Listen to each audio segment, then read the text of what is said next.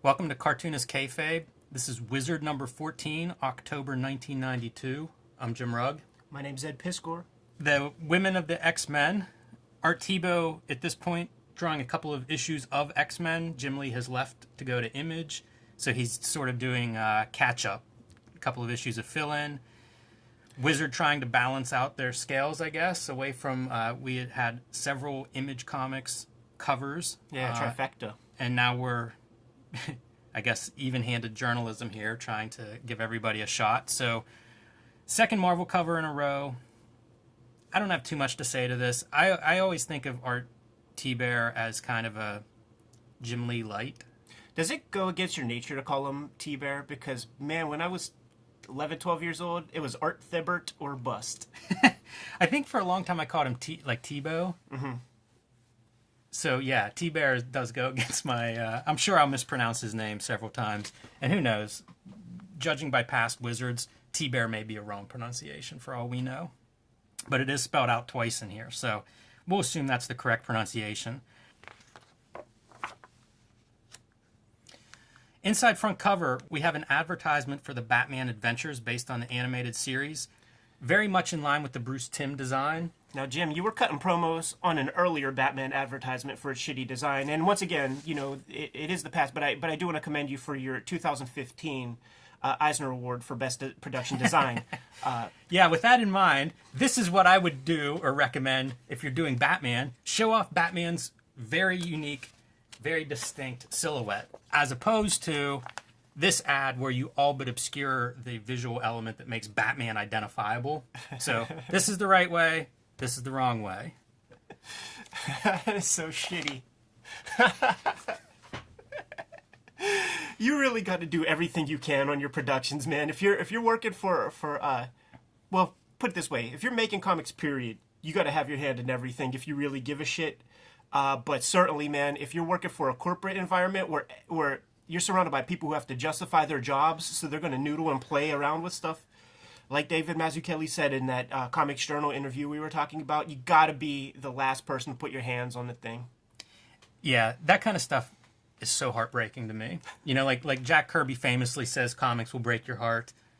That's the stuff that kills me, is like, who's working in advertising that is making that decision? Because it's 100% wrong. Yeah. A lot of stuff in art is not that black and white. This is, yeah. And they were wrong. Before we flip the page, this is the first visual appearance of Bone in a Wizard magazine. Bone will eventually, Wizard will become a big proponent of the Bone comic, and I think it might have been mentioned one or two times before in text. It might have been the Comics Journal issue that we were talking about, but we will be seeing more of this Jeff Smith guy in future issues of Wizard, very early in his run.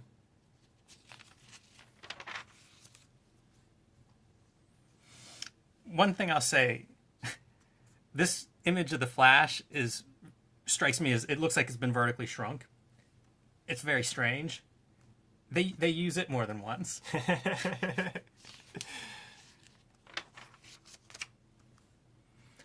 Letter from the publisher. This is very straightforward. Describes the cover. Every letter from the publisher describes their covers for some reason. He's very happy. Very strange. Plugs Valiant, plugs Image, and mentions that Marvel bought the Fleer Corporation, which we'll see again in the news item, but it's pretty much stock. Comic book writers, a dying breed. A letter from the editor by Patrick Daniel O'Neill, and this is certain change in zeitgeist has occurred since then, man. Where in this day and age, the artist was the star of these comics, and they were becoming writer artists, and it was easier to pretend to be a writer than vice versa. A writer wasn't going to be able to hop on a hot book and draw the thing with any sort of proficiency. This is a little bit of the old man get off my lawn kind of stuff. Yeah. Patrick Daniel O'Neill is good for that, man.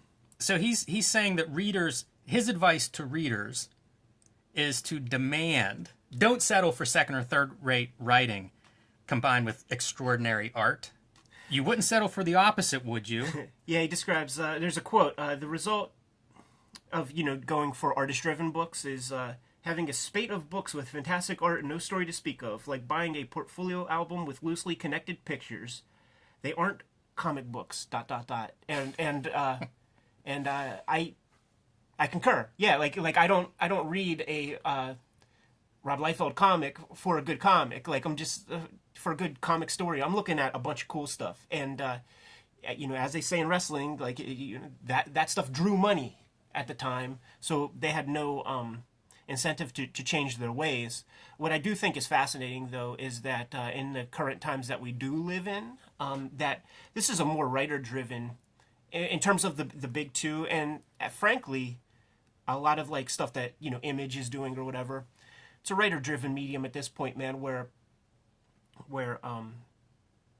people talk about Tom King's Batman, people talk about Ta-Nehisi Coates' Black Panther. They're not talking about like Ta-Nehisi Coates and Brian Stelfreeze's Black Panther, or the rotating cast of characters who come in to draw those Batman comics. Do you think that's a legacy of the fallout from the Image guys getting huge and then leaving? Because I think for a little bit, Marvel really tried not to build artists the way the Image guys, became super huge.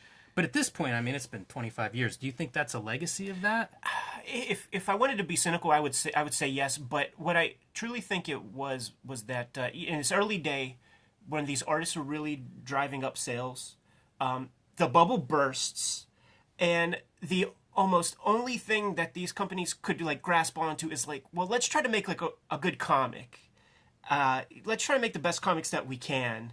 And the old Marvel method way of doing comics is not conducive to really good, cohesive, synergistic storytelling. The fact that you tell a penciler to like, okay, have this occur, like maybe give them 5 sentences about what's going to happen in the issue, and then when you receive the pencils back from them, you're like so shocked and gobsmacked with what you're looking at that it wasn't what you were planning whatsoever. You have to like make adjustments along the way to like tie up the story.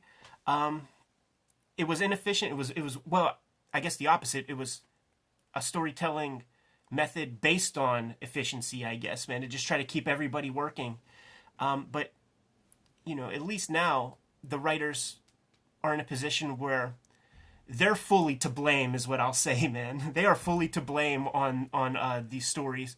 And the penciler, like the comic book penciler of modern comics, they're a different breed of artist, because they're illustrators. They might as well just be robot extensions of the writer. Like, well, these writers are speaking things. Like, they're illustrators. Yeah. Like if you see, because I've done fill-in issues and worked with scripts by other writers, and panel by panel, it's broken down. So right. it's like draw this specific thing, whereas this generation at this time would have been tasked with break down this scene. Mm-hmm. At least some of the artists. I think guys were moving to full scripts. I think DC was at full scripts back then even. So it's not for everybody, but I mean it's very much like an illustrator now, the way those scripts are spelled out for the most part. And the writers that I have worked with, it's always been encouraged, like, do what you want here, change it, whatever. But it's pretty clear. Like the direction is all indicated. Right, and there's a lot of autopilot that I see in these comics where the illustrator is really not adding much. They are just an extension of the writer who's breaking down this story that they're trying to tell. It's much faster to not add anything. Even if it's an improvement, you have to talk to somebody then. No, you may have to defend that choice. It's somebody in the chat room last session, they were talking about comparing cartoonists with mangaka, and it's pretty much impossible to do, because just the output of mangaka is way more than a Dan Clowes or somebody who's making a comic book from whole cloth. And frankly, even a penciler, like a penciler is bound by the human condition. There are only so many hours in a day, and maybe a penciler can churn out 20 pages in a month. But you could easily compare a comic book writer, like a mainstream comic book writer's output, with a mangaka. They can do 100 pages in a month. They do 100 pages in a month. and the shit reads like they do 100 pages in a fucking month. An interesting comparison. The manga artists that I have read interviews with that talk about their process. Yeah. They're writing in a drawn form. It is like comparing it to a writer kind of makes sense. As a storyteller, they're doing the same thing. Yeah. And then depending on how you work with assistants, sort of may affect how you then compare it to a comic book artist. Yeah. There's a lot of range there, but it really is kind of conceptual. And you see plenty of American comic book writers, or at least a few, I shouldn't say plenty, that will do roughs, layouts. Mm-hmm. So that's an interesting comparison. I think you're right, Ed. I agree with you. I don't have too much to add to this. When I first read this, I was kind of annoyed by his tone, especially based on, he spent the last 2 months talking about, his highfalutin friends on the internet that were giving out comic book awards, and they awarded the best penciler and inker to a guy that did not draw a single page of comics that year. So he lost a lot of credibility with me. And I just wonder, why do I value this guy's opinion? We're giving awards to cartoonists that don't draw comics. Everybody, if you didn't watch the last episode, man, you got to hear Jim's spiel. It's really good. Wizard news. Shooter leaves Valiant. Big surprise. He had disputes with those schmucky bean counters who said that, hey Jim, hey Bob, go reference Methuselah. Go spend 15 hours a day and make a comic book. And then we'll go do an interview and take some credit for creating it. Yeah. Yeah, and in my head, I like to fantasize that that's when he left the company, was reading that interview in Wizard. Hey, it could work out. That was issue 9. They don't give any satisfying answer. They said he leaves the company, not he's fired. It doesn't indicate whose choice it was, over a different vision of how the company should be managed. When we were talking about these douchebags in Wizard number 9, and I told you this little story about how I connected with this new company, and they had this mandate for the 6 panels per page thing. That night, I forgot to mention the best part. So can I just drop some science, some more on your head from these guys? So they had licensed properties. They had they're handed some licensed stuff, and it's okay, choose what you want. But we also have our own universe that we're going to build, and the way the Valiant guys describe the process is that it's a big powwow and everybody puts in their 2 cents and all of that. I had to go be on these conference calls with 4 or 5 guys, and they were telling me that they had some rudimentary character designs. They had some basic idea, basic character Bibles, and on the conversation, I'm I see what you guys are doing here. So you just want to have total plausible deniability to say that you are the creator of this thing to avoid any future Jack Kirby kind of disputes where we're doing all the labor. These 5 sentences that you're telling me about these characters that could do this or that, I would love to get into details, but I think these works did come out. But it's all the creative people who were doing the heavy labor, but you guys are going to get to keep the copyright, and you guys are going to try to build a bulletproof case to suggest that you're the creator of this thing. Fuck you guys forever. That's comics business as usual. I mean, that's the history of comics, and it still is going on. They take it, I assume this information comes from Valiant, because around the end of the first column of this 5 columns, they start plugging what's coming up.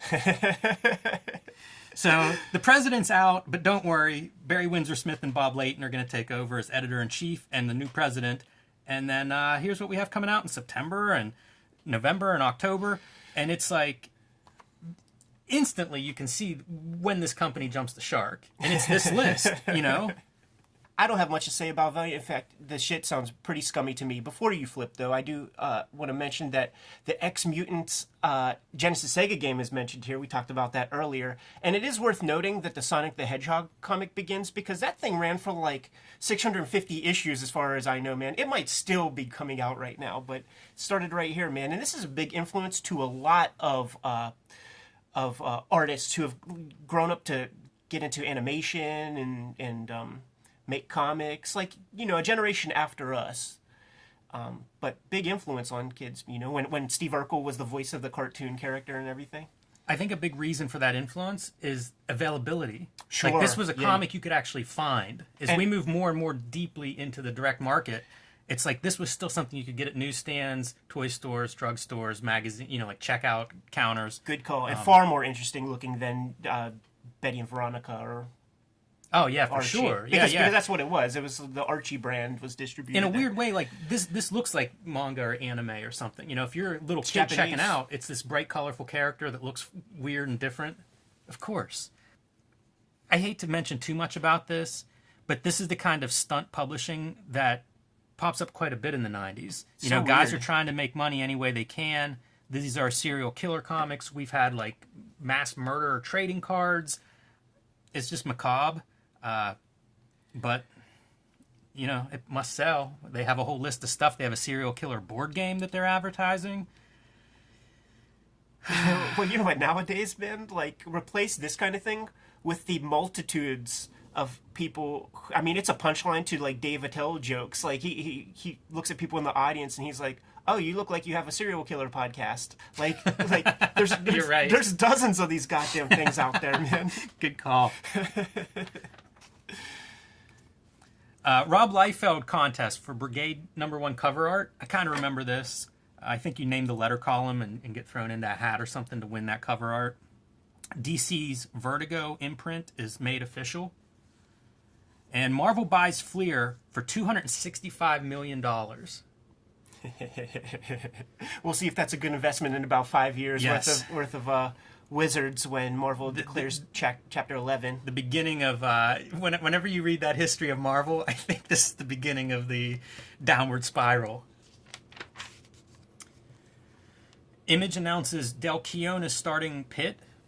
So it's like Generation 2 of the Image creators starts 3 months into the company's existence, basically. I was so looking forward to this book, and I still look back on it fondly. Like, if they did an artist edition of Pit, I would be on board. I loved the Hulk, was my favorite character when I was a kid, and Del Keown, who drew Pit, drew the Hulk for 30 issues or so when I was reading it off the newsstand. Liked his art, liked his version of the Hulk. Pit sounded great to me. It was basically Hulk as an alien bounty hunter assassin guy. In this little description, he compares it to Eric Larson's Savage Dragon, saying, we're both keeping monster as leading man concept alive. And for some reason, it never dawned on me, but that is what I liked about this. These were monsters, and it just appealed to me as a kid. I made a comic strip in Image Plus magazine about Youngblood #4 was the first appearance of the Pit character in a backup feature.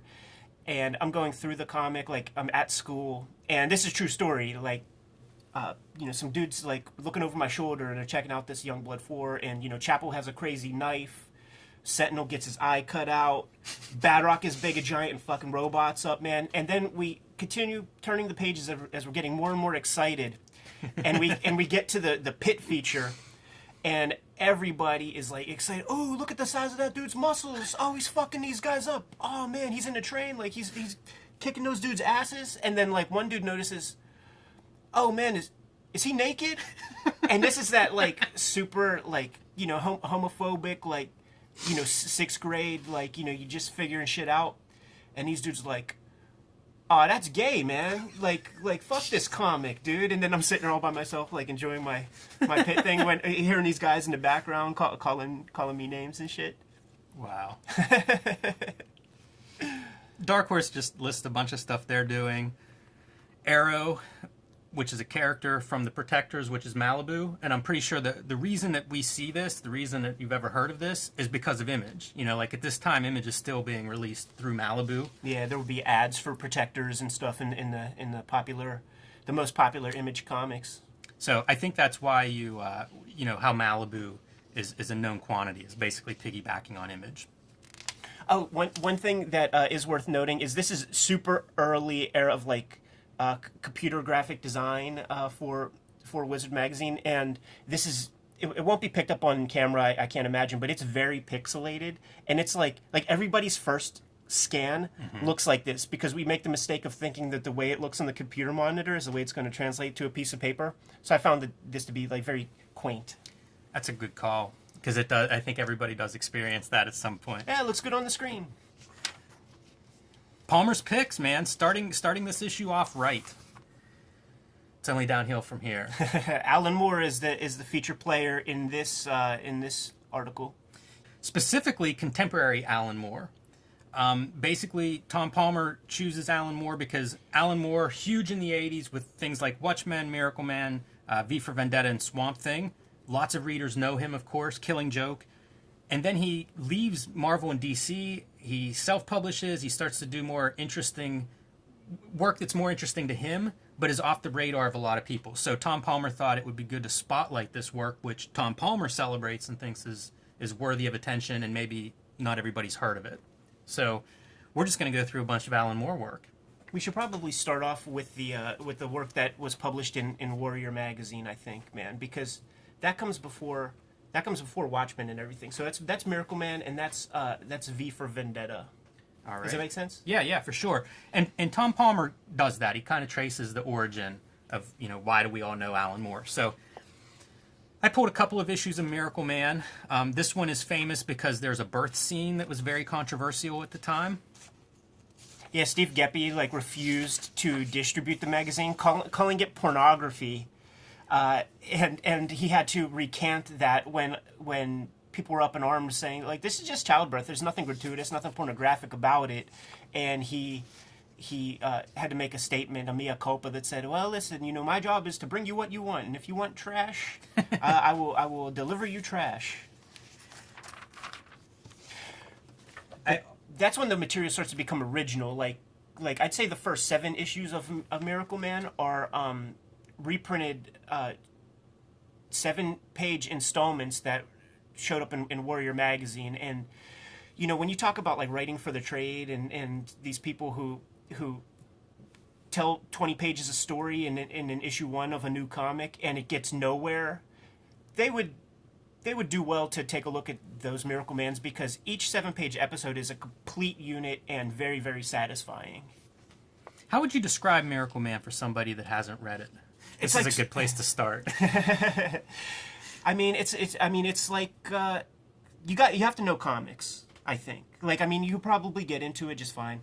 You have to know comics. If you know stuff like Captain Marvel, but certainly even Superman, it adds a little bit more pathos to it, but it still is fantastic. You can't say it's realistic. He would always be given this credit of injecting realism, and it's there's nothing realistic about it, but he's just taking these concepts to a more modern degree, I would say.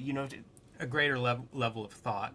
For sure. Put into the concepts. For sure. And keep that in mind when we continue a little bit later and talk about some X-Men stuff. So I pulled this issue. This is Marvel's reprint of Miracleman 15. Miracleman 15 is pretty hard to come by. I have most of the original Miraclemans. I don't have this issue. So when Marvel started reprinting these, I grabbed it.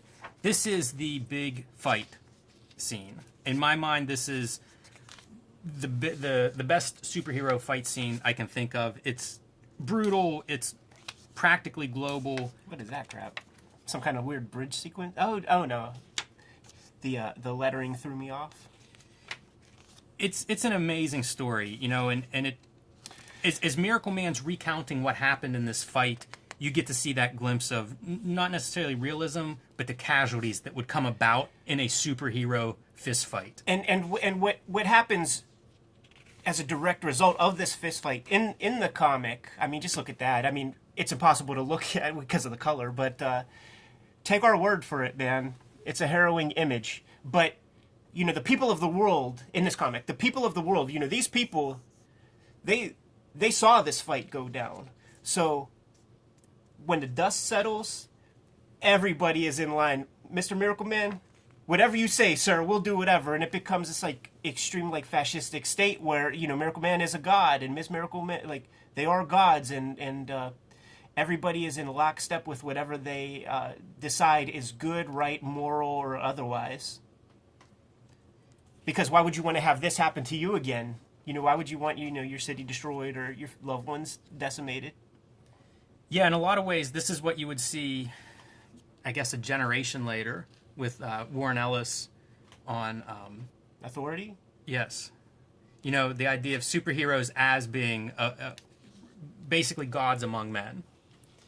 one of the nice things that I found in this reprint is a bunch of the original art is reproduced, which is amazing. There is a Miracleman artist edition that exists from IDW. I was hoping that it was going to be a John Totalbin Miracleman artist edition, and he does have pages represented. I wouldn't doubt if it's the pages from this right here, but that's worth a look, because his approach is insanely laborious and so tight, and uses a lot of methods and materials. You know, he's using like opaque white acrylic paint probably, and all sorts of interesting inking techniques. Like, he's very famous, like, from any interviews you read with the people who went to the Kubert school with him, Rick Veitch, Steve Bissett, Ron Randall even.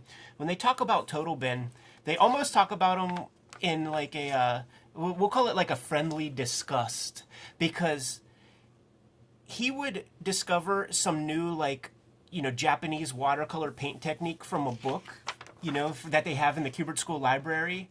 And then he would disappear from the crew for the weekend, and then come back and like have this fully realized ability to use that kind of technique or style, and they would just, you know, get pissed off at him. But it was like, you know, iron sharpens iron, man. It stepped up Rick Veitch's game when Rick starts to fucking melt crayons on his artboards to achieve interesting colors. Like, those guys really inspired one another in a big way. I think it's interesting to think about Totalbin in this era of comics, whenever we're celebrating that intricate inking that was coming up, you know, especially with like the West Coast guys like Scott Williams. For my money, Totalbin, what he does with ink is unsurpassed in comics. So the next books that I pulled were a couple of issues of V for Vendetta, which, is, you said, Ed, also ran in Warrior Magazine. Yep. Has also been adapted into a successful film. You hipsters will recognize the Guy Fawkes mask as being the face of Anonymous. Pretty interesting David Lloyd art, very black and white. You know, this is color art, but his line work is very stark. You know, it's noirish. Yes, chiaroscuro, or however you say that, man. Lots of blacks. Perfect for the aesthetic. You know, this is a dark comic, man. And then of course it foreshadows, like, some of the content in there. You know, there's this it's Guy Fawkes, so there's this government that is Orwellian, to say the least. And nowadays, you go to UK, London, like on every street corner there is a CCTV, you know, closed circuit television that is up there, and Alan Moore takes the credit for that with V for Vendetta. So he likes that Anonymous, like, has adopted his mask, but he doesn't like that the British government started putting closed circuit televisions at every street corner, which was by you know, his determination at this point, fantastic. Like, I mean, it's like you could see things moving in that direction, but it's still like, should I even put it in this book because it's so ridiculous? And then, you know, fast forward a couple years later, and then fast forward a couple years later after that, and here we are on YouTube making things like carrying listening devices around in our pockets. It is an amazing visual, though, that obsession with screens and with surveillance and information. Yeah, interesting comic if you all haven't read it. From there, he progresses to Swamp Thing. This is a reprint of not his first Swamp Thing, but kind of the first one that had his imprint on it. He was kind of created a bridge with the previous two issues to get to this point, wrapping up old threads. And working with artists primarily Steve Bissett and, again, John Totalbin. And you see that advanced inking that we were talking about. I don't know what hasn't been said about Swamp Thing that we can add. Well, for our purposes here, we didn't talk too much about, like, revisionist superhero comics. And this would have been the first, I would imagine. And this would have been, like, the first big one where they're like, okay, like, we have this dying title. Alan, come in, do your thing, do your worst, and try to make something of it. Yeah, and he got these artists who were big horror fans and just were trying to meet Alan Moore's very ambitious ideas from the writing standpoint. They were game to do the same thing on the visual end. And it really, I think the synergy of this creative team is one of the things that may not be talked about enough. You know, everybody recognizes Alan Moore, and rightfully so. But I think that he really, I don't want to say got lucky, but maybe the readers got lucky to have these creators come together. Here's the thing about Alan Moore. Well, first off, he's a brilliant guy. And this should be an absolute no-brainer when it comes to putting together a collaborative team. But it's not. Alan Moore gets in contact with the artists, and they develop a sort of a rapport. And he sees what he wants to know what they like to draw. He wants to know where their headspace is. And he caters the scripts with that kind of idea in mind. You know what I mean? So like he's doing a dance with the artist. Like he's not trying to like overpower. Like the modern writer, like for the most part, it at least is evidence on the page. They have an idea of what they want to do, and here's the script, and now go draw it. You know? That's a really good point. And credit there, some of it at least, can go to Karen Berger. Longtime Vertigo editor-in-chief, was the editor of these books. And I'm sure that she helped facilitate that relationship and communication between the teams. I think we could talk Swamp Thing forever, but I think we should show... Yeah, I'm going to do a couple of quick ones. This was reprinted in Essential Vertigo, I don't know, early 2000s maybe, 1997. And it's a black and white reproduction of these issues that I think is very strong. Yeah, using the photostat machine at the Kubert School for this baby right here. I use that same machine to figure that shit out. I like the color. I like the black and whites. These are really great. This is a weird issue where Toddleben provided some of the illustrations before Alan Moore wrote it, and then Alan Moore would write some of the subsequent pages that he came up with that would be necessary to make this story work. So, showcase for John Toddleben's creativity. I brought this issue. This is one of the oldest comics in my collection. I got this whenever I was in first grade. Nice. And you can see it's beat to death. But it's a monster comic. Right. And, that's what I didn't know comics then. I knew monsters. And so, I picked it up because it just looked like a monster, and it is a monster. And so here's a comparison of the Essential Vertigo reprints versus the original, color version on newsprint. I think the very first trade paperback I ever owned was the second trade paperback of Moore's Swamp Thing run that had the story of Halo of Flies, and the one where Abby Arcane is in hell and Swamp Thing has to go down to save her. And I picked it up because I kept hearing this Alan Moore guy's name mentioned in Wizard magazine and his very important comics and all that. And so I grabbed that trade as, super, super cheap. And when I read it, I was like, what's the big deal? Because I was like 10 or 11, and it was like, when you talk monsters, you want monsters. Right. Not necessarily psychological demons. So I had to grow into digging it, but of course, I've read and reread this stuff a million times. This was one of those nightmarish images for 6-year-old me who couldn't read half of the words, trying to figure out what I was looking at. Yeah, man. Shit, man. You go to school Very with a kid that looks like that. Very disturbing. Some of that kid art that we were highlighting in the Comics Journal episode. So, fantastic, legendary series, and rightfully so. From there, he does Watchmen, maybe concurrently. He does, yeah. So, Watchmen, of course, is one of the more highly celebrated comics to come out of Marvel and DC. It's basically superheroes, probably one of the most in-depth considerations of superheroes up to that point, and maybe period. Tom Palmer highlights how detailed this work was and the attention to detail. And so this is Watching the Watchmen by Chip Kidd and Dave Gibbons. It reprints a lot of the extra materials that went into making Watchmen, preparatory sketches, thumbnails, things like that. A very fun book. And one of my favorite parts of this book is this very detailed sequence. This is the page of Rorschach going into Moloch's apartment. And I don't know how well this is showing up, but this is the breakdown of where each panel is set. So he knows exactly where the space breaks down for the sequence that's happening. And just extra drawing, this isn't in the comic book. This is just a chance to be able to understand where things are happening, to make all of the action make sense.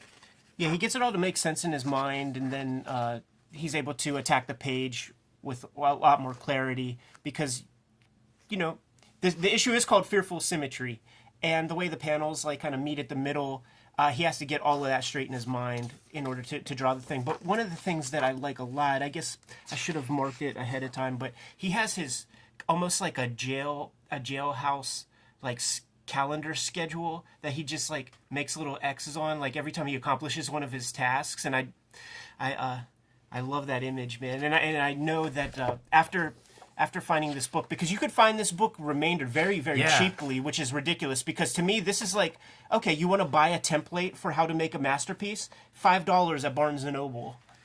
This is a thumbnail. This is probably like, you know, this big in real life. Yeah, I think it's amazing. The drawing is just all there. I think you said that there would be 8 of these on a piece of typing paper, or I guess, is it A3 or A4 as they say there in the UK? I forget what the small one is. Cool book though, and again, a great example of the detail that Tom Palmer is describing that is in Watchmen. All right, so that gets us up to Killing Joke I didn't bring, but that's basically Alan Moore's swan song here. And then he starts to go off and do his own thing. So one of the first books that Tom Palmer calls out is Big Numbers, which Alan Moore self-published under his imprint Mad Love.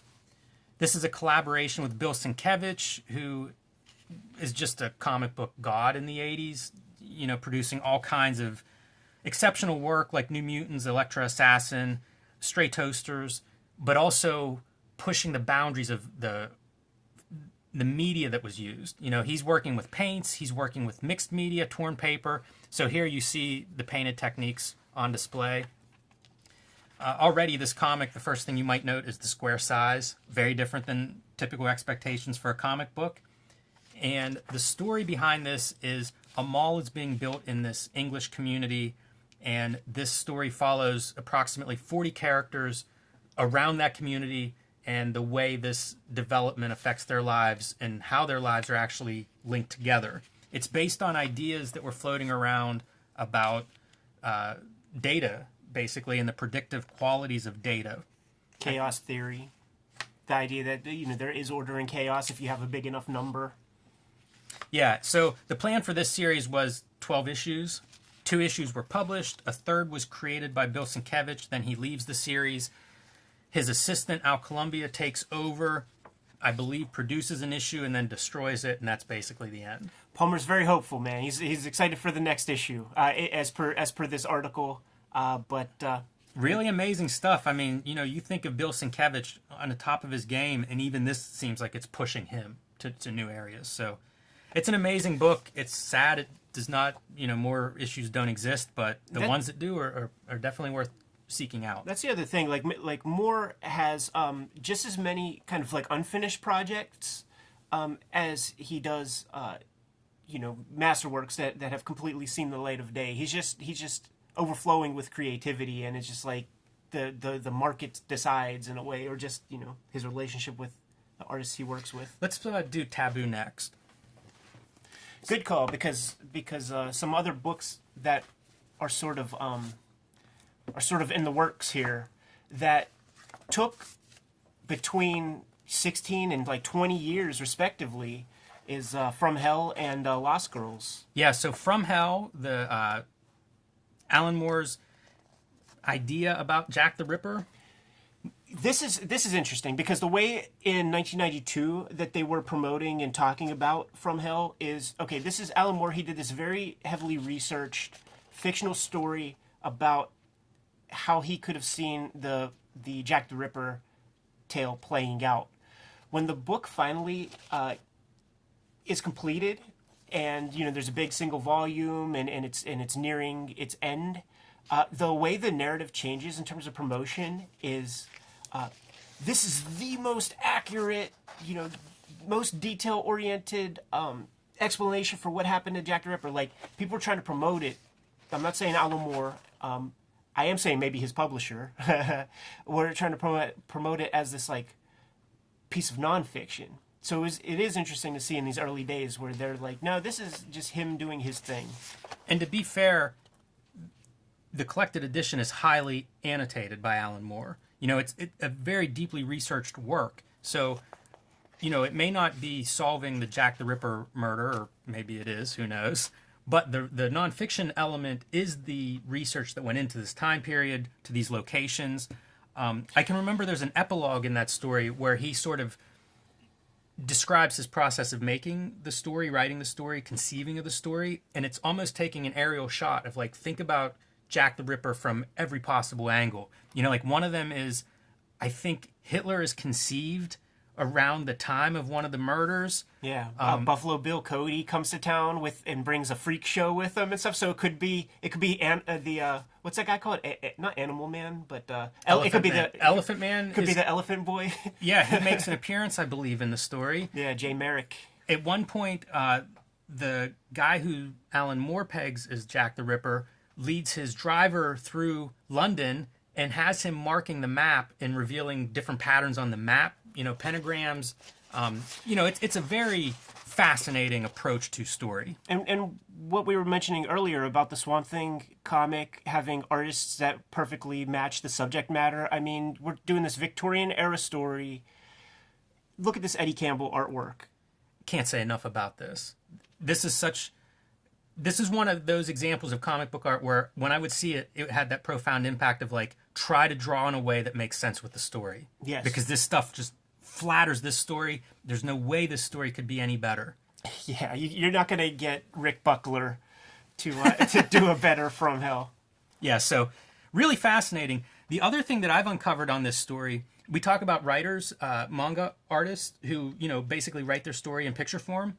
There are reproductions. Alan Moore would draw these chapters to help him visualize what he was writing and not share those pictures with Eddie Campbell. They were for his writing technique.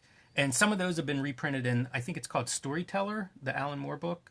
You can find some online. I'll probably be showing them on the screen right now. But it's fascinating. Eddie Campbell wrote about them on his blog probably 10 years ago because he didn't know anything about it when he was drawing these. It wasn't like, hey, my artist partner, here's how I want it drawn. It was totally I'm trying to write the best thing I can write. If I have some idea of how the page flows, I can write better. I do know that Moore would often accumulate specific reference material for his artists too to try to help them out, and so that is another one of those above and beyond the Call of Duty thing that the average comic writer does not do. Here's just a little bit more, just striking. Taking advantage of black and white, also pushing the boundary of the 9-panel grid. Here we have the panel borders are gone, but it's still following that structure. Gorgeous. The other work that he is serializing concurrently is with Melinda Gebbie, and it's called Lost Girls. It's pornography, and he distinctly wants the reader to know that the difference between erotica and pornography is simply the amount of capital in the banks that the consumer has. Man, rich people get to call their porn erotica. And this wasn't collected until well into the 2000s, maybe 2009 or 10. So this is 1992 here. He's playing a long game. Yeah, for sure. And in order for this work to reach completion, what the collaborators have to put into it is kind of staggering. Beautiful reproduction for the early 90s.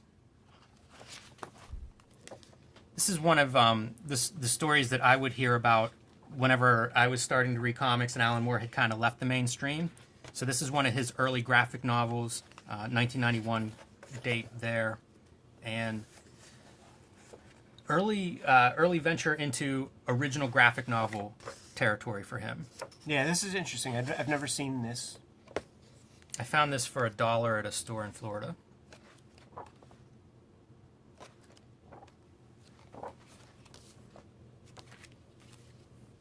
Tom Palmer doesn't mention this, but Brought to Light was published by Eclipse Books. This is a flip book, and this is nonfiction. So this is kind of about CIA and sort of the dirty history of the CIA, which was coming out around around Contra time period. This half is Thomas Yates and Joyce Brabner, and this half, Alan Moore and Bilson Cabbage once again. And this is basically a company man from the CIA having a crisis of consciousness, sitting in a bar and coming clean. And, of course, the company man is a giant eagle. And I just love visually. I think it's really fantastic. All the lettering, you know, we both letter our own comics, so I'm always a fan of seeing interesting lettering, mixed media painting. And then on top of it, you know, the subject matter is kind of like part covert history of American foreign policy, especially in Central America and South America, and part what would be conspiracy theory stuff. Pretty fun though, but man, really bizarre art. You know, if I'm going from Wildcats to this, it's a pretty big stretch, but very interesting book. Look at that tricky dick man with his Pinocchio nose. Yeah, it gives Bilson Cabbage a chance to do some caricature, in addition to playing with different media, photocopies and things. Nightmarish stuff, man. Whatever Alan Moore was like taking in at this time, it's a dark place in his head. One of the books that is mentioned in the recommended reading is his story in Pictopia that appears in Anything Goes #2. Anything Goes. It's an anthology that was put together to help my dear publisher Gary Groth stave off some legal bills when his publication and his publication Comics Journal was sued by was his name Michael Fleischer. Mm-hmm. Because Harlan Ellison gave a very candid interview, was talking mad smack. But if you read the thing, like Harlan Ellison just called the guy buggy and kind of kooky or crazy, and a lot of sensitivity, man. A lot of people with Kool-Aid running through their veins in this comic book game, and that Fleischer guy is, oh shit, maybe I should shut up. Maybe he'll sue the Kayfabe channel. Hell of a table of contents, man. A lot of people really, like, because at this point, Gary Groth has amounted, you know, for as scary as the guy is in comics with the Comics Journal, with his editorials and stuff like that, he did try to get, did do his best to get Kirby back his artwork. He's a proponent of comics. Now, this story, can we go to the indicia real quick? I should have been prepared. Like, what year is this, 1986. Man? Okay, 1986. This story, it basically follows this Mandrake the Magician kind of character who lives in like the daily comic strip tenement, mm-hmm. and he goes out and is just seeing how the town has changed, how things are how the culture is developing, and he's meeting Judge Dredd type characters, Plastic Man type characters, and when they come back home, like his town is almost like bulldozed. See, he wishes that he could live over where the superheroes are, because they're the only people who get to enjoy color. This is a fantastic visual. All the buildings covered in comic strips. Now, Don Simpson, the artist on this. Yeah, and this is oft reprinted. It's been reprinted 1,000 times in 1,000 places. But the reason I mentioned the date 86 is because, you know, Alan Moore is a very literate person, and what I'm going to bring up might not necessarily be the most literary work, but the novel Who Censored Roger Rabbit that inspired the film Who Framed Roger Rabbit came out in 1981, and I have to imagine that crossed Alan Moore's path before he put this strip together. Like, he's known for doing these kind of mashup postmodern kind of superhero comic works, like retooling and playing around with the conventions. But if you read that novel in the context of In Pictopia, there's a lot of similarities there. That's really sweet. All right, since this is our big Alan Moore Palmer's Picks, one edition that came out several years after this was published. And don't judge a book by the cover. Go ahead, Jim. Is Alan Moore's Writing for Comics. So this is a book, Ed, that you turned me on to. And I get the impression it was written sometime before it was published, because I think Alan Moore has talked about some of these techniques he's not totally on board for now. These are a collection of essays that were done in the mid-'80s before Watchmen. Wow. So he's kind of congealing these ideas, and he's basically, once you put things down on paper, it kind of becomes a little bit more real to you. Like, there is a reason why in English class, like, you had to take notes and shit. So to me, this is almost like him making sense of the conventions of comic book writing. On a future Kayfabe video, like you, me, Tom, like we're going to deep dive just this specific book because there is so much to glean from it. There's so much to take away from it, and it is not light material. Like I got a hold of this thing when I was pretty new to the game in a professional capacity. I might have had 50 print published pages under my belt. It was fucking way over my head.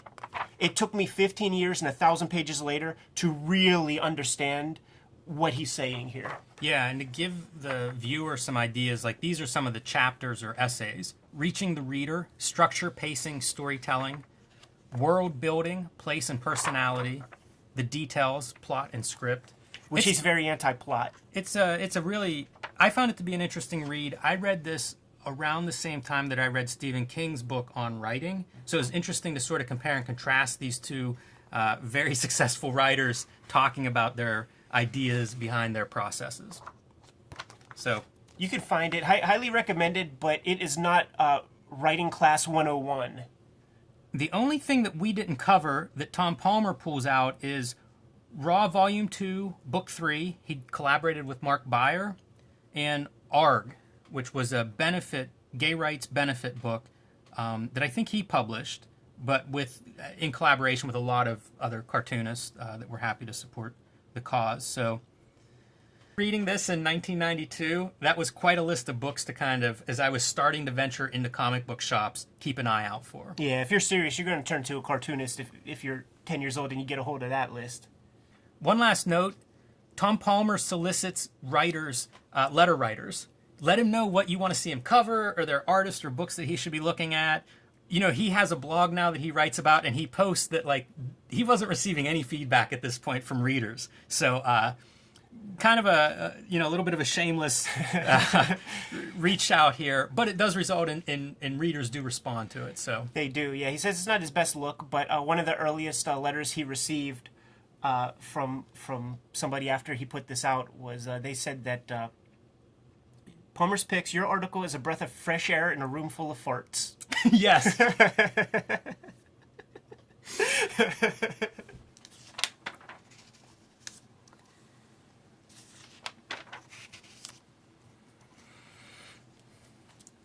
I messaged somebody that I think is this guy, but I haven't heard back from him yet.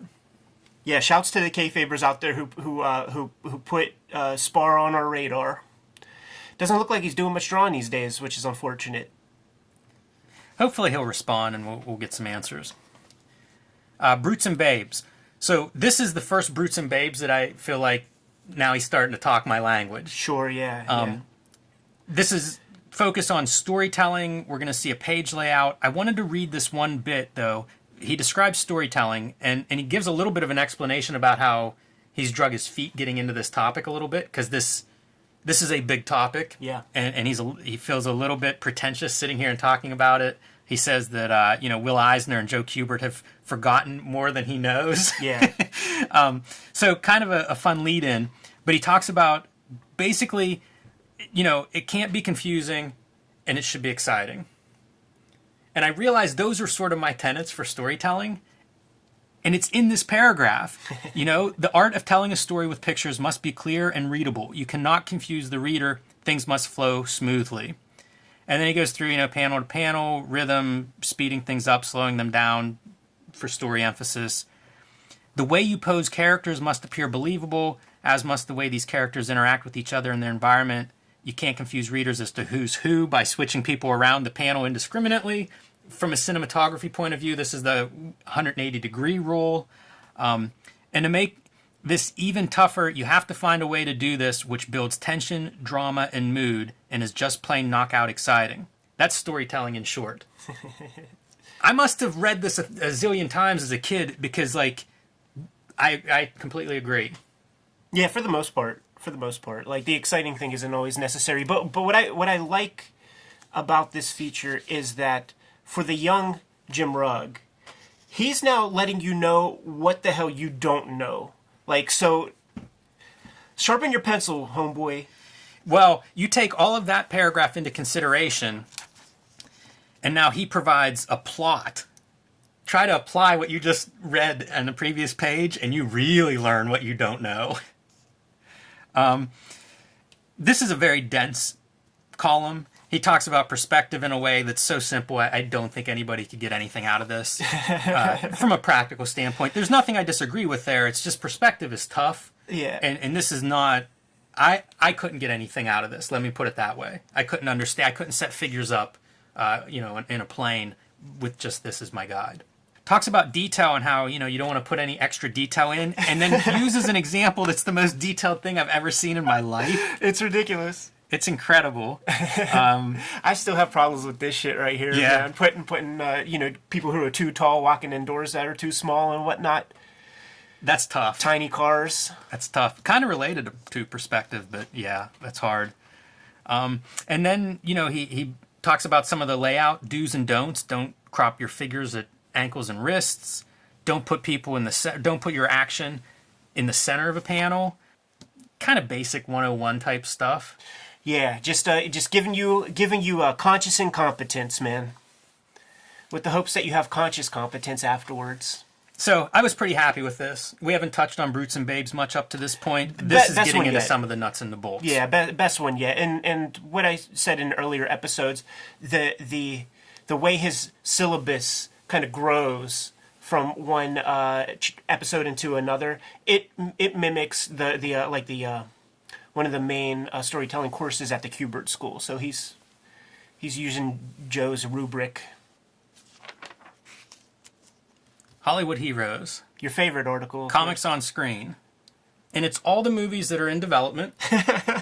90% of which are never going to we know have not been made. Or something like Terminator 3 is made, 12 years later. I can't muster any enthusiasm for any of this. It's page filler garbage. One of the more interesting things, too, is that there... Is it the Rocky and Bullwinkle theme park that's opening? Is that true? It's not. But just above that, actually, is check your video stores for Death to the PeeWee Squad from Troma Pictures. This low budgeter was produced, written, and directed by none other than comic legend Neal Adams.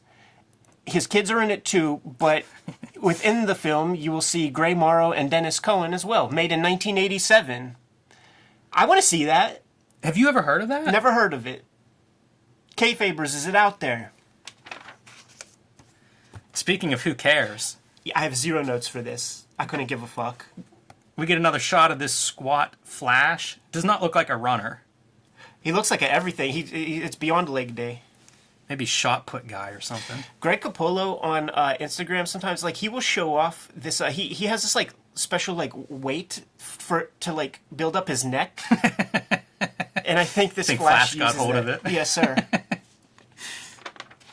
3 pages of learning about Eclipso. Yeah, this is one of those character book plugs that... There's several in this fucking issue too. Crossovers. I have nothing for this either. Really? I was going to ask you about this. It's History of X-Men crossovers. Basically, here's the thing. Every creative, every writer who worked on these crossovers, they dismiss and they hate the thing. Now it was an exercise for them, I suppose, to try to hone their sword craft a little bit. But these crossovers were put upon, they were thrust upon these guys. Now, unfortunately, they do take the credit for creating the earliest ones, which would, I guess, be the Fall of the Mutants. And the idea was that, Louise is writing X Factor, Chris Claremont's writing his X books, but somewhere in there, it turned out that there were way more mutants in existence than Chris wanted. He was setting up this whole universe where it's mutantdom is a very small group. So it was their effort to kill, get rid of a bunch of these extraneous mutant characters, which they did. Here's the unfortunate thing, man, when you're working for that corporation, it went over. The crossover went over. Right. So now you're tasked with doing this thing every freaking year, man. The first issue of my new X-Men that's going to come out next year is going to have all of the crossovers in one 40-page sequence. That's exciting. That sounds fun. It's a fun issue. I'll call attention to this. They mentioned the writer of this article after Fall of the Mutants. It crossed over with other books, Daredevil, Thor. Yeah, Inferno. Something that would soon change as the mutant crossovers became exclusive to mutant titles. Following the success of Fall of the Mutants came Inferno. This is the Inferno crossover list. What is this sentence? Yeah, it makes no. There's It's a lot the of inverse. It should say what would change is mutant crossovers would be every title that Marvel published, not exclusive to mutant titles. Yeah. Yeah, the one thing that we did learn, like, if we haven't learned it by now, we never will. You have to take a measure of this stuff with the tiniest grain of salt. But there will be more X-Men talk. We could keep going. I don't want to bog you down. Thibert interview. So, Jim, I ask you, on your wrestling supercard, where would you put Art Thibert? Where does he stack up in your territory, man? Mid-Carter? A-list player? Does he draw money? Who is he, man? Who would you compare him to? I have a low opinion of Thibert's penciling. Okay. I want to say somebody like, when you said, does he draw money, I was ready to say Stones of Hand, Ronnie Garvin. But I think Ronnie Garvin was a really good worker. Right. He just didn't draw money. I don't know where I would put him. I feel like he's a tag team guy whose partner got hurt and he was forced to go solo and maybe wasn't quite up to it. That's very charitable. The reason I'm so excited about that is because I do have something in mind, right? Now, in this metaphor, we'll say that Jim Lee would be the Bill Goldberg. Okay? So I would call Art Thibert the Gillberg of my territory. That's a really good one. That's kind of mean. You know who I just thought of? Who? Marty Janetty. The Marty Janetty, and that's not mean?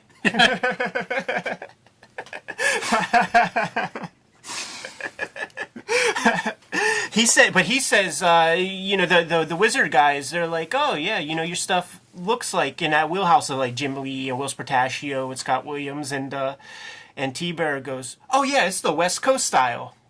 I would call it the Jim Lee sold 8 million comic books, and if I sold 1/4 of that, I would be happy style.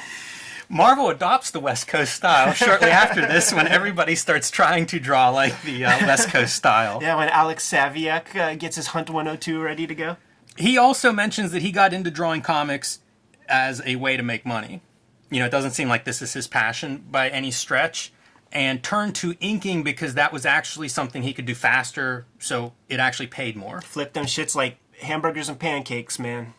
So I don't feel too bad giving him a bit of a hard time on his craft level, because I don't know that he cared that much. And listen, man, we're going to be talking about a very lucky and privileged guy, because he bridges the gap between the Jim Lee issues of X-Men and the Andy Kubert issues of X-Men.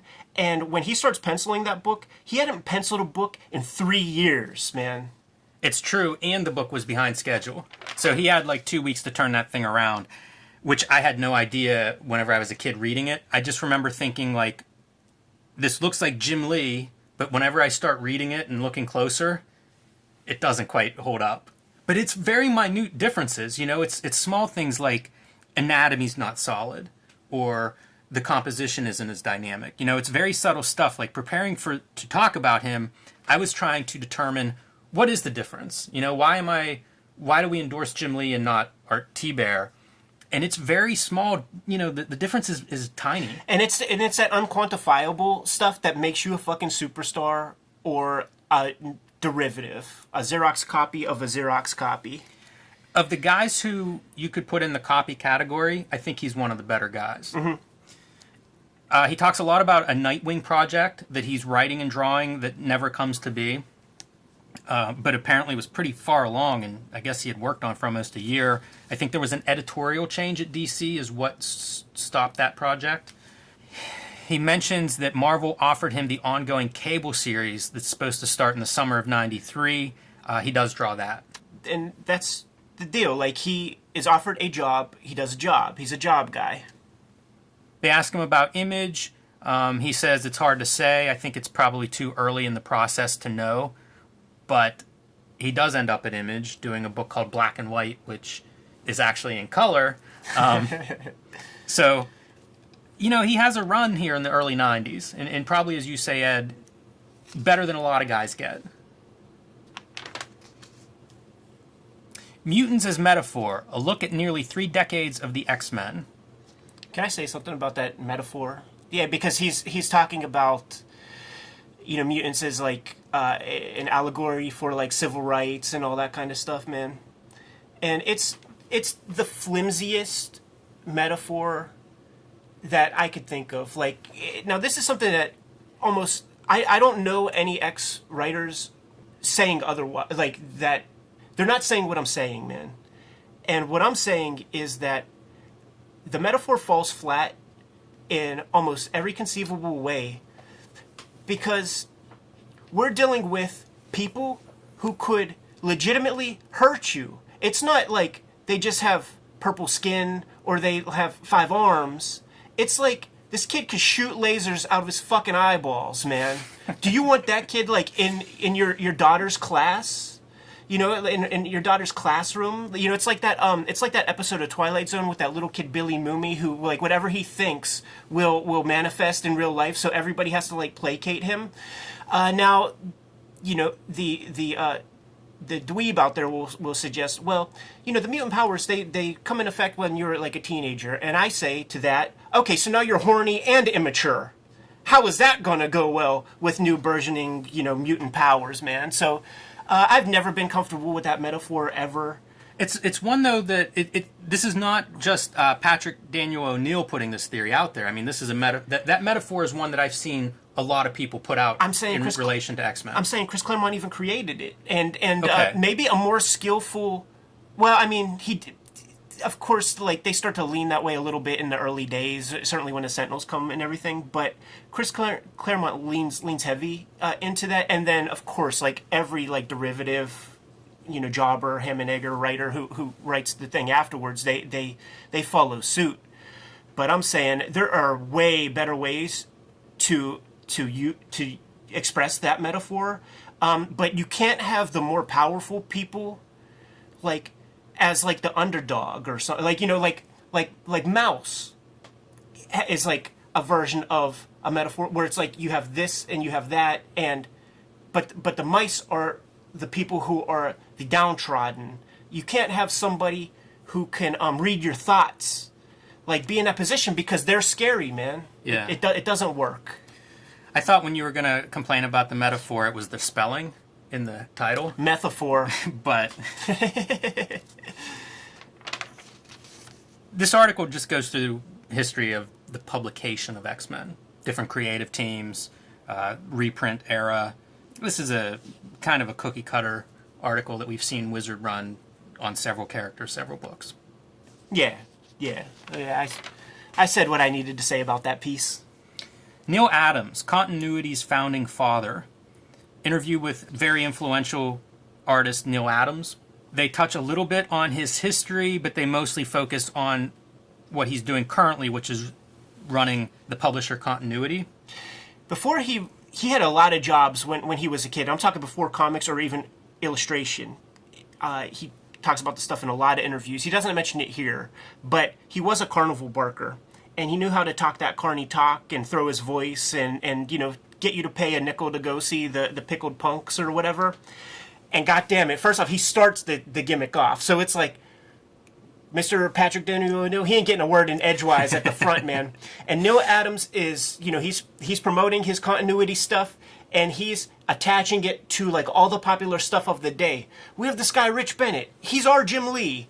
We have this comic called Hybrids. It's our X-Men. So he's like in that, like he's taking it 5 steps beyond like Stan Lee.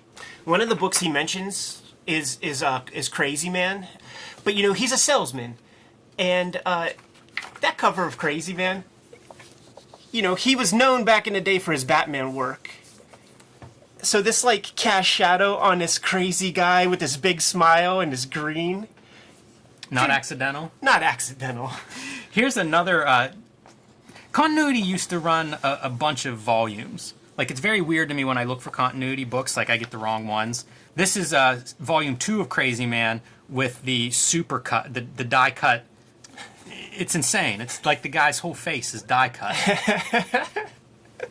Let me see how this reads. How does this benefit the storytelling of the comic here? I brought a bunch of continuity books just at random for us to flip through. One of his big criticisms that are levied against the continuity brand is how it's all these ersatz, Neal Adams looking artists, man, and he tries to defend against that. Says that, hey man, if a guy comes into the game and he comes to our studio and if he has chops, I'll hire him even if he looks like me. We're seeing a lot of people who look like. He would often do a little bit in the books too, like layouts, inks, like something, some role. So it would keep that look together. This is an interesting one because it's Alex Nino, 5 pages of Neal Adams, but Alex Nino doing this painted. I think it's supposed to be like a serialized graphic novel, but this stuff's pretty interesting to look at. Yeah, he mentioned some guys come through. Trevor Von Eden will come through. A couple other artists here and there. Look at that Spawn ad on the back of that one. I'm actually looking for this back issue. Spawn guest stars in issues 3 and 4 of Valeria, the She-Bat. Dig. One of the people who definitely does not look like Neal Adams, who is a part of the continuity brand, is this guy named Walter McDaniel. That he kind of he gives these like backhanded look. It's Neal Adams X-Men, the continuity studios X-Men. Now Neal, when it comes to art, he's a traditionalist. A lot of kind of famous pencilers and artists in comics all have their like young their story about like getting a portfolio reviewed by Neal Adams and him just like tearing their stuff to shreds. So if you don't have like the chops that Neal has, like he's gonna cut promos on you and stuff. So he has a guy, this Walter McDaniel. I actually love Jason Riker Toy Boy. That's one of my jams. This Walter McDaniel's cat sounds interesting. I had to seek out some of his work, man, and the way that Neal Adams describes him. He's too rough for us to be fans of his work. We're just totally surprised every time we see his work because it's so dynamic and in some ways so primitive that it shocks us each time he comes in.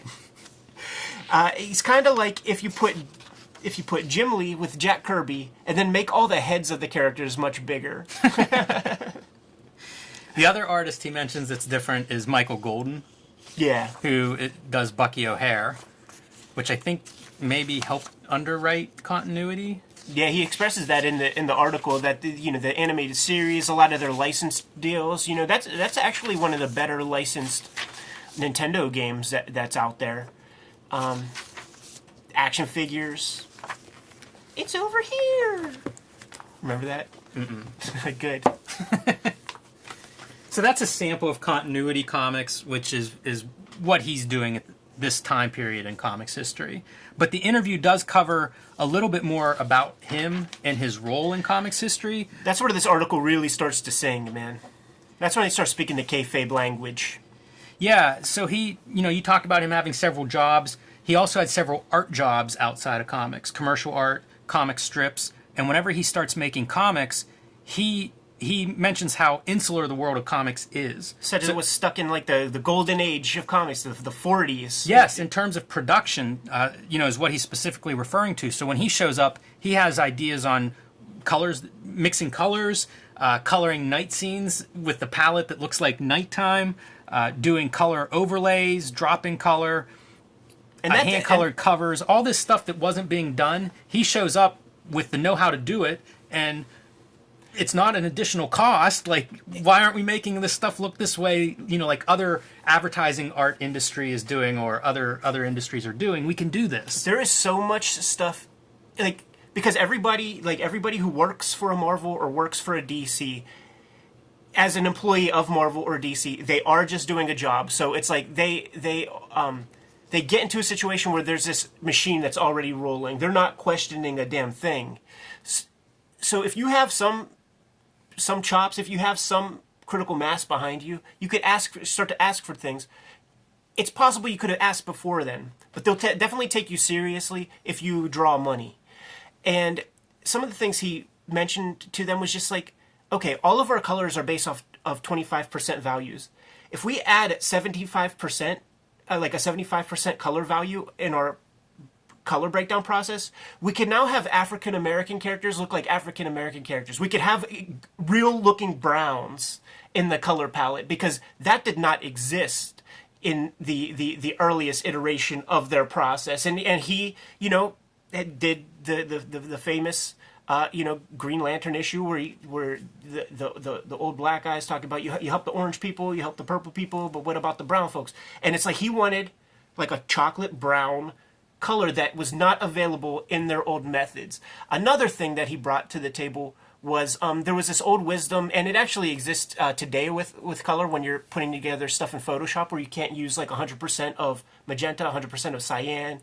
There's like a limit to that. And it's because plates will slip. It's too much ink. The idea is too much ink will cause slippage. It becomes wet. If not the plates, then the paper. And when he comes into the game, he's like, yeah, you guys are 100% true. You can't do that. On slick magazine paper, you guys publish comics on toilet paper. We absolutely could put that much ink on the damn paper. It's not going to slip off the press.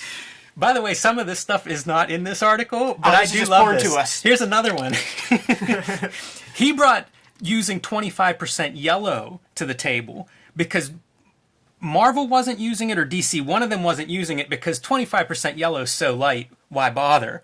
So his way to get that color added was to say the other company is doing it. and he promotes that idea just not, once again, not in this article, but part of doing continuity and what he likes about these publishers coming out like Image is that you now have more options as a creator and more leveling of the playing field. So early on, when it was just Marvel DC, he was the first guy to kind of jump back and forth and play those companies off of one another so that he could get better rates for himself. And then once he does mention that in here, not just the better rates, but he worked at both companies simultaneously, which at the time was, I don't know if it was officially a no-no, but guys wouldn't do it, or guys would use a pseudonym if they were working for both companies. And Neal Adams, he did a lot of stuff that would be creator rights like. He fought for the return of original art, I believe. Again, some of that's in here and some of it isn't. But very important guy historically in comics, not just because of the way he drew Batman and returned him to a creature of the night status, but also for the stuff that he was doing to advance creator rights, awareness of creators, advocacy for creators. Yeah, brought Siegel and Schuster got pensions from DC Comics because of Neal Adams. Yeah, he made a lot of noise for these various issues, thankfully. He did that. One of the questions Wizard asks him, you're one of the very few people in this business who has ever managed to move from the creative side to the publishing side. Was there anything that surprised you? And his answer is he didn't expect to get criticized quite so much. And this stood out to me because it's a question I've raised about the Image guys, where it's like other creators are attacking these guys. You would think that every creator would be behind them because, as you said a minute ago, more options for creators, better rights for creators, and yet that's not what happened. And now we have Neal Adams saying the same thing. Yeah, and that's absolutely human nature. You could go on YouTube right now and you could find the cutest, most beautiful video of, like, I don't know, an a cappella children's group on American Idol, and there will be douchebags that hit that thumbs down button. Those douchebags, that's who we're talking about. A lot of depression in comics, a lot of neurosis, a lot of people who aren't getting movement, who aren't exercising, so they have they just have that tension, man, and they're haters. They'll always exist. The cool thing about them, though, is that while they're kibitzing, you just keep your nose to the grindstone, keep working, keep advancing, and let them cry, you know what I'm saying? Towards the end, when they're talking about, more publishers coming out, Image, all this kind of thing, and they ask him about the state of Marvel Comics, and he says that they're like a victim of their own size, meaning that they're becoming this behemoth, and now they have to split all this creative energy to fulfill all these needs. They have all these books, and they have to, you can't. There aren't 50 Jim Lees, and it actually made me think about because Marvel gets run into the ground in a couple of years after this, and it takes a very long time for them to like right the ship or whatever. And around this time, this is like when Apple Computer was before Steve Jobs, when that Gil Amelio guy was a part of it, and Apple was splitting their energy in so many different ways. They had a ton of weird products that they were putting together. They were trying to sell their operating system. They were spread so thin. And then Steve Jobs comes back, is like, we have 4 products, we're cutting all of this stuff out, and it's like, let's focus on this thing. And then that's how they were able to kind of like right the ship, and that's something that Marvel's going to have to do at a later date. But we still have a couple years for this baby to get run into the ground. Ed, you have this oversized Batman. DC didn't call them Treasury editions, but it's kind of like a Treasury edition. I thought we'd give a flip through there. Yeah, do it. And we'll see some of those interesting colors. I don't even know that things like this were even done before Neal Adams. Page 1, we get the example of color a night scene like a night scene. So you have all blues until a flashlight is turned on. I can remember he redesigned Robin's costume, and that was the thing that he would talk about as a more realistic consideration to the components of the costume. A cape that's dark on the outside, or as Kevlar. I don't care that much about those details, right, but it is a point of view, that he was bringing to this, and it applies from how a book is colored to, what the characters are wearing. It's incredible to me the detail that he would do, because like he's drawing Batman and X-Men, I think, at approximately the same time. It's pretty wild. He had amazing inkers that he was in collaboration with. In the DC work, I think it would have been probably Dick Giordano. Yeah, and some of the Marvel stuff, the inker that stands out to me is Tom Palmer Sr. Yes, sir. Great silhouette. It's really awesome. The funny thing, like this Treasury or whatever they call it, it's actually not my favorite. It's not my favorite Neal Adams Batman stuff. And if you take a look at some of his other work, like you will see a lot of the weird production values that he accomplishes that you actually don't see much before or since. There's this one image, and I'll send you a file of it, man. Of Batman is on this like a tree branch, and there's like a pirate ship in the background, and somehow like the pirate ship is like a photostat or something that is like kind of grayed out and smeary, so it creates a depth of field. Yeah. This cover, the Ra's al Ghul part is. That's an unusual technique. Yeah, I have no idea how that's even accomplished. I can't think of another cover that has that particular style. See, like that chocolate brown is like accomplished when you have an extra percentage. This is an article on Image Comics. Pretty redundant. It is. This is stuff that we've been going over consistently, especially in conjunction with the past issues that had features on Todd McFarlane, features on Jim Lee. So this is... Image is hot, and I think they're just trying to give us some Image content, but there's nothing that we haven't seen before exactly. One thing that stood out is we get like a highlight treatment for Rob Liefeld, Jim Lee, and Todd McFarlane. Then we get to Whilce Portacio, Eric Larson, and Mark Silvestri. Don't even get like the big fancy font. Yeah, no staccato Western NWA font for them. Yeah, but Del Keown does. So... that kind of bothers me. I've been waiting for an Eric Larson feature, and it's just not coming yet.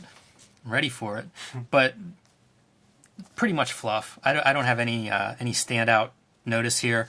The article opens with a question about who exactly owns Image. They reference Wizard 10 when Rob Liefeld is asked that question. It seems like his response that we all own houses in the same neighborhood, but no one owns the neighborhood. I think it's befuddling to everybody in the industry. So, that's kind of the crux of what this article is like, we want to know more about this company. Like, how's this set up? How does this work? There are no answers here. Yeah, we didn't learn nothing. But it is kind of cool that, that is the thing that seems to stump everyone. Because it is different. It's pretty clear who owns everything at Marvel or DC. That's true. Nice 2-color ad for Marvel UK. I actually brought a couple of books from this if you wanted to see a flip through. You're the boss, man. You're the boss of this one. One is Death's Head 2, Liam Sharp, an artist who's around, I think is could almost be an Image guy.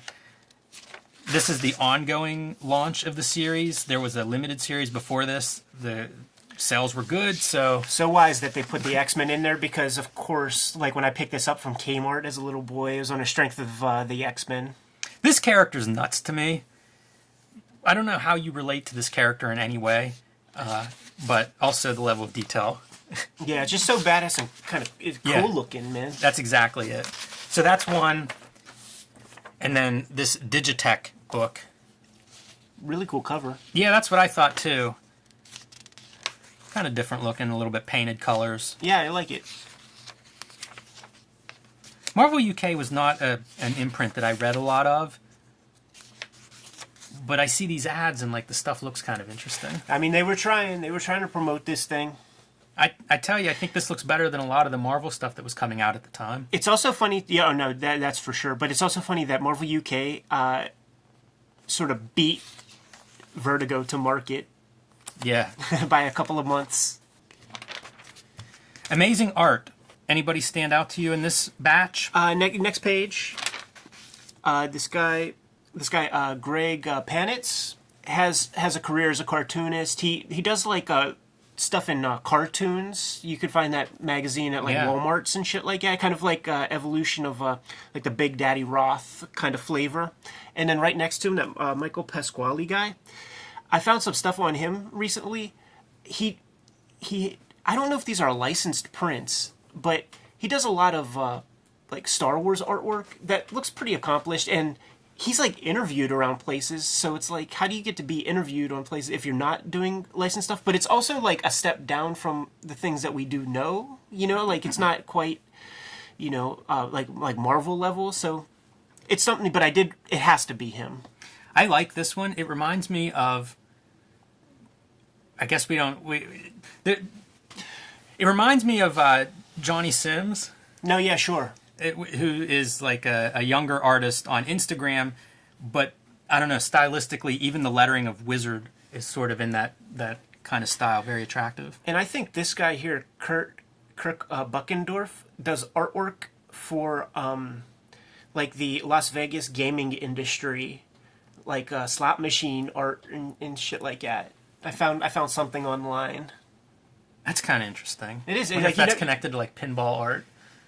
That's I always love that stuff. It is connected to gaming because he also there are these like wargaming like mats that you kind of spread out and have your characters on, like that he kind of designed, but they're more like iconographic, like a helmet in sequence and shit like that. But I'm quite sure it's the same guy too. Matthew T. Martin, I believe, is this artist. Nice. And this stuff is, this is 1996. This is later, but big Todd McFarlane influence, and you can see he's doing Spawn there. These are a little bit earlier. This one is, I think, 1993. So this is, within a year. This is the same stuff, only in black and white. It is just color, yeah. One more sample of him, 1994. So you can see the big Todd McFarlane influence there. He has a long list, though. If you look up his comics resume, he's done a lot of stuff into like Avatar. I think he still does work for. Yeah, that Avatar guy. I want to meet that Avatar guy because he has very specific tastes.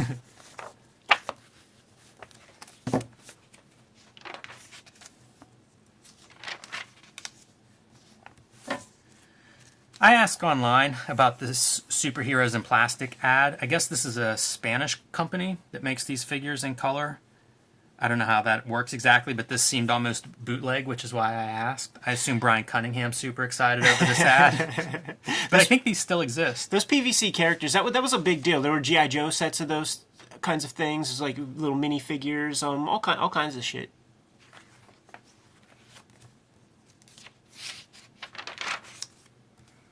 Wizard Comic Watch, Amazing Adventures number 11.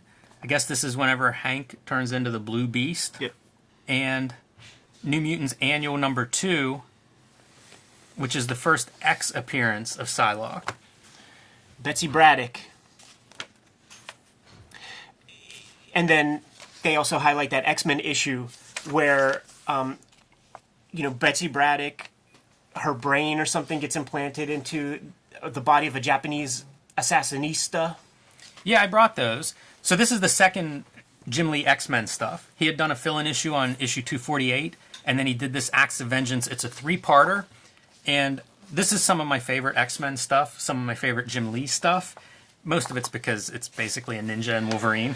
This is at the height of the kludginess. See, this is the kind of thing that Neal Adams would have brought to comics. This kind of color hold thing that became pretty ubiquitous afterwards. Really embraced by guys like Klaus Janson and stuff. But this is when X-Men becomes really freaking confusing, man. Like, say what now? Like, Psylocke is she's Japanese now? No, she's not Japanese. It's the same girl, but she's in a Japanese body, and frankly, this is a really cool image. I would like to see that in black and white. That reminds me of Elektra, right? You know, totally. It's such a big rip of Elektra, who, that's a book I'm a huge fan of, so I was on board for this. So, like, in my comic, though, like, when I introduce Psylocke, it is her, she's called Psylocke, she's never called Betsy, and the difference, like, whenever you see her in, like, the hooded outfit, and then the the Psylocke from here, it's just a costume change. So, like, when Wolverine sees her, he's going to be like, oh, where'd you get that outfit? It's not going to be like, oh, you're a Japanese girl, because it's just, like, it's too weird, it's too confusing, I just don't understand it. Super badass. Amazing drawings, man. Yeah.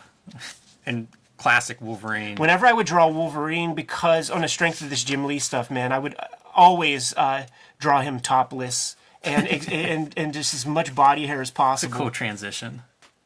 Very cinematic. It's amazing. That's the audition, man. I think at this point it's like, yeah, we need to get him on board. One of the really things, cool though, like watching those two mirror each other. One of the things that Chris Claremont wanted to do if he would have continued on this series was create a situation where Wolverine just gets totally destroyed. His heart gets ripped out by not Mandarin or somebody.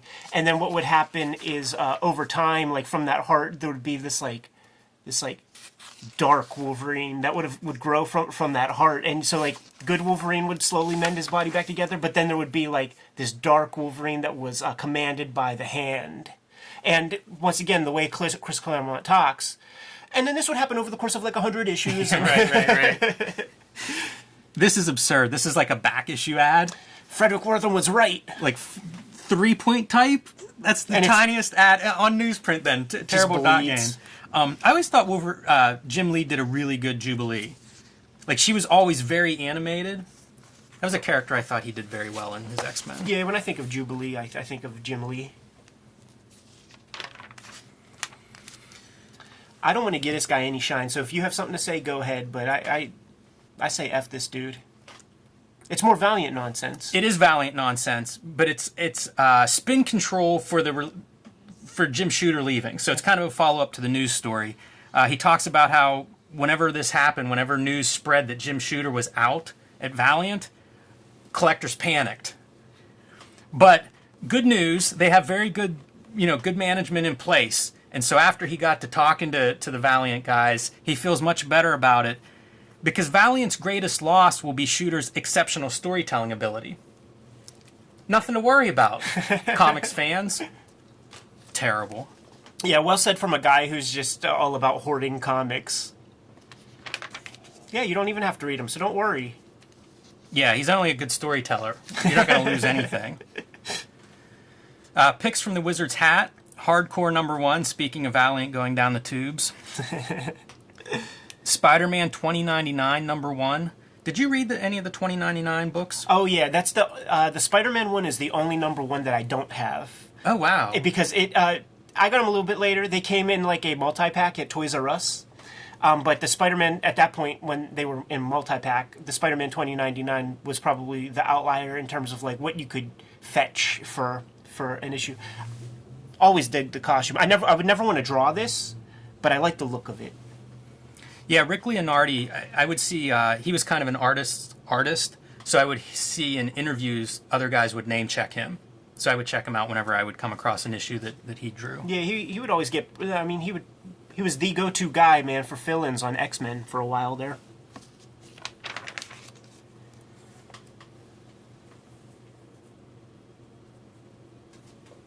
Supreme #1. This was one of the early Image books. Rob Liefeld, part of his studio spinoff. Yeah, Brian Murray, the colorist of that crazy looking issue of X-Force, where he misinterpreted the color charts when he was doing the color steps. I mention that because he does the color on this, and it's freaking just wild. You know, you've never seen anything like this in comics, really. I would call attention to, I would read every single word in these comics back then. Yeah. So in the Indicia, this was Supreme Volume 2, #1. And man, did that play with me. Like, what's going on? Is this a character that existed before? Are we going to see a Volume 1? Like, what's up? And the conceit is that this was a character that was on Earth in the early part of the 20th century, basically a Superman character, and then left, and now he's returning to Earth, thus the Volume 2. That is some proportions right there. It's so funny because I do have this comic, but I've never read it. It would be fun to like tracing paper this and then draw the whole figure and see exactly how many heads tall this figure is. It's got to be 30 or 40 heads tall.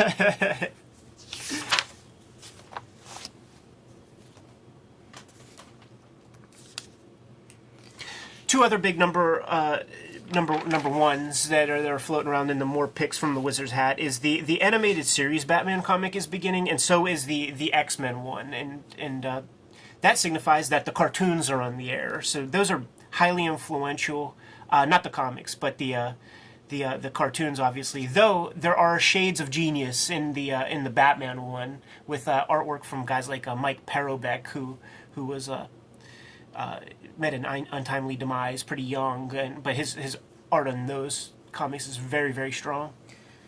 I would pull out X Factor. Yes. This is part of the Executioner Song crossover, and the reason I note this is it's drawn by Jay Lee, who I'm a fan of, especially from this time period. So a couple of kind of cool images, super intense drawing style that he brought to these comics. He would carry this over into the Image books that he does, and these are also on display. He was drawing Namor at the time. Yes. Guy was very prolific as well. Very young, drawing all the time, I think. No backgrounds ever, so a lot of silhouettes. Yeah. But, cool spiky armor, which I was on board for. And then I think that's just the coolest Archangel I've ever seen. Absolutely, and as a page, it works really well. Like the colorist actually did a good job complementing the work. He's a big, from this era, like, to me it's top notch for the time. It's also indicative of the time. Like, it would feel out of place if that came out in like a 2000 or whatever. And he's gone on to have a nice career and everything, but every time I go to a con and Pretty violent. Such a weird tangent. Like, it's like this is one being. Yeah. That would be like a 2000 AD villain or something. Would have a big mouth on his back or some shit. Could almost get away with doing that and putting Judge Dredd's helmet on top. One other thing I wanted to call attention to is Spawn #5. With the understanding of his power, Spawn pulls himself into the middle of police gang tension. I bring it up because that is not what Spawn #5 is, and I'm sure a lot of these things don't correspond, but Spawn #5 is a pretty iconic issue with the Billy Kincaid Ice Cream Man character who kills little kids and cuts their fingers off and glues them to his wall or whatever. It was the main story in the animated series, which made it gain even more prominence, and then the splash panel at the end will stick into your brain, for life once you see it. Wizard of Cards. Don't care. Yeah, I had one note on these stupid things. The price guide on all these is like 10 cents, 15 cents. Yeah, like, why bother? Is anybody... They're upset when it goes from 15 cents to 12 cents? Is anybody even charging those prices? Is somebody buying these? Some are a nickel. Toying around... Brian Cunningham gets to see some Batman Returns figures and X-Men figures, basically reviews those. I call attention to the top 100. Image Absolutely. has 7 books in the top 10. If you're Marvel at this point, you have to sit up and take notice.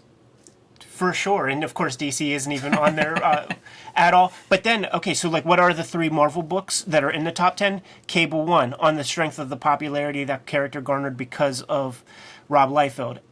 X-Men 13 on the strength of what Jim Lee brought to the table, and X-Force 15, another Rob Liefeld gimmick. So it's like, this might as well just be, Image has, the top 10 books. Now, of course, they didn't draw, Rob Liefeld didn't draw that X-Force comic, but people aren't clamoring to see Mark Pasala's take on Kane.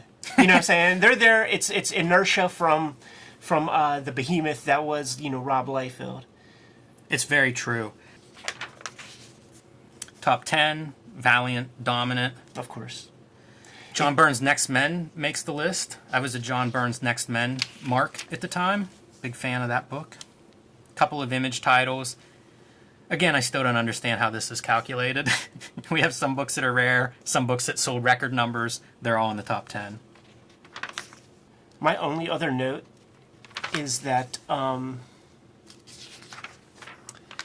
Del Keown looks like early Snapchat filter. Big eyes, big smile, perfect teeth. Young Joe Quesada. Yeah, Joe Quesada looked like he needs some sun, man. He was indoors working on comics far too much right there. Pasty. Miracleman, 15, still at $2. People don't know what they're sitting on there. New Mutants, 87, holding steady at $65. No change this month.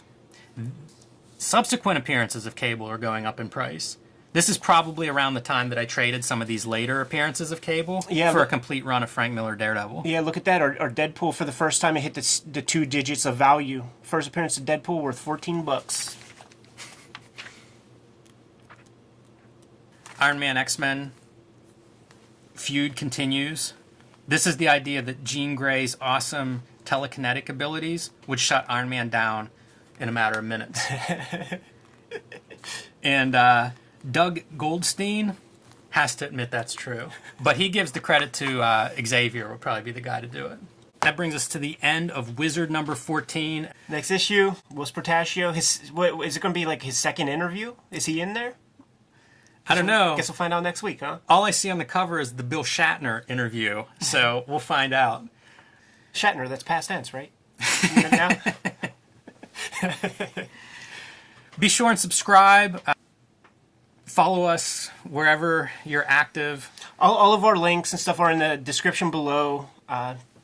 We're here every Monday with fresh episodes. All right, we're out.